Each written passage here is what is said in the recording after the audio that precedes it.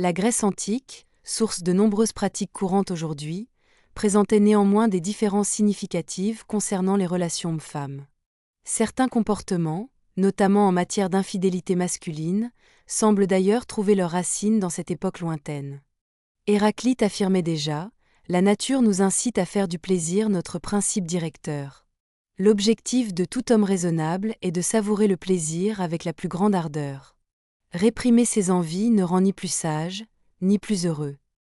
L'homme occupait une place centrale, perçue comme la clé de la fertilité. De ce fait, le phallus était considéré comme un symbole de prospérité, un porte-bonheur, un attribut envié même par certaines femmes. Il n'est donc pas surprenant de trouver en Grèce antique des godemichés en cuir, accessibles à toutes les femmes. Probablement pour disposer d'une représentation tangible de la fertilité, même sous forme ludique. Ce symbolisme de la fertilité était omniprésent.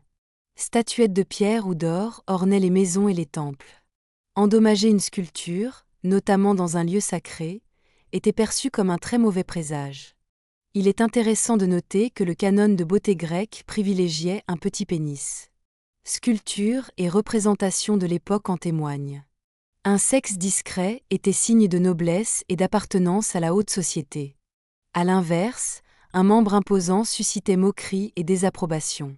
L'homme étant dominant, la femme occupait une position marginale dans la société.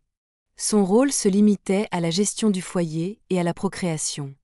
Soter sul etate quasiment proscrit, sauf accompagné d'une esclave, d'une servantio ou d'une aînée de la famille. Quelques exceptions existaient, nous y reviendrons ultérieurement. Aspect surprenant pour nous, donner naissance à des filles était mal perçu.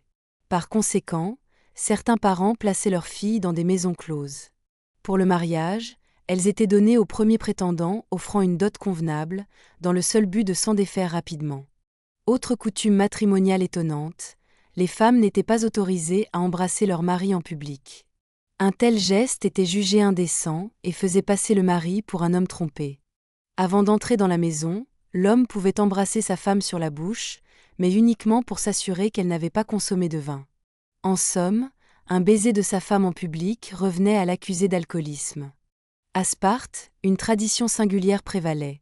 Lors du mariage d'un jeune Spartiate, sa future épouse était tondue et vêtue en homme. Ceci afin que le jeune marié ne craigne pas sa première nuit avec elle, les premières expériences sexuelles des Spartiates se déroulant avec de jeunes hommes.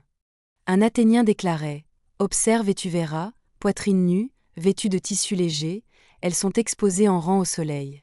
Tu peux choisir celle qui te plaît, mince, corpulente, ronde, grande, petite, jeune, âgée, d'âge moyen, mûre.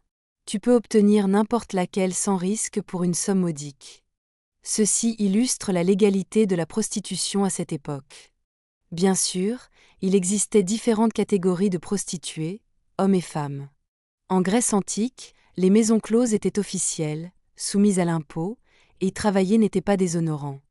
Cependant, la prostitution, masculine comme féminine, était encadrée. Les filles, selon la loi grecque, pouvaient commencer très jeunes, tandis que les garçons devaient avoir atteint la puberté, sous peine de lourdes sanctions pour le tenancier de la maison close. La prostitution féminine, pratiquée par la majorité des femmes, se divisait en plusieurs niveaux. Au bas de l'échelle se trouvaient les pornées, des femmes travaillant pour des proxénètes. Le proxénétisme était d'ailleurs une activité courante en Grèce. Un niveau au-dessus, on trouvait les prostituées indépendantes, travaillant à leur compte et racolant dans la rue. Au sommet se trouvaient les hétaïres, les compagnes de plaisir. On pourrait les comparer à des escort girls modernes. Cultivées et d'une grande beauté, elles bénéficiaient, chose surprenante, de plus de droits et de possibilités que les épouses légitimes. Par exemple, seuls les hétaïres pouvaient pratiquer l'art et débattre de philosophie avec des philosophes et des écrivains. Ces derniers, qui méprisaient les femmes au foyer et leur rôle familial, admiraient les hétaïres. Aspasie est l'une des hétaïres les plus célèbres. D'abord maîtresse de Périclès, homme politique et législateur influent, elle devint par la suite son épouse après qu'il ait quitté sa femme. Une autre forme de relation sexuelle était liée à la religion grecque. S'unir à une prêtresse était une offrande aux dieux. Les temples abritaient des prêtresses et des jeunes hommes, offrant ainsi un choix pour accomplir ce rite. Attenter à la femme d'autrui était sévèrement puni, pouvant aller jusqu'à la peine capitale. Les pratiques orales étaient courantes, mais si une femme refusait, son mari était en droit de la frapper. Comme chez les Romains, les orgies étaient fréquentes en Grèce, notamment lors des Dionysies, fêtes dédiées à Dionysos, dieu du vin et de la fertilité. Après la partie officielle, où des jeunes filles apportaient offrandes et boissons, la fête battait son plein. Chacun choisissait un partenaire et se retirait avec lui. Pour s'exciter, les Grecs se flagellaient. C'était à la fois une offrande aux dieux et un moyen de se fortifier.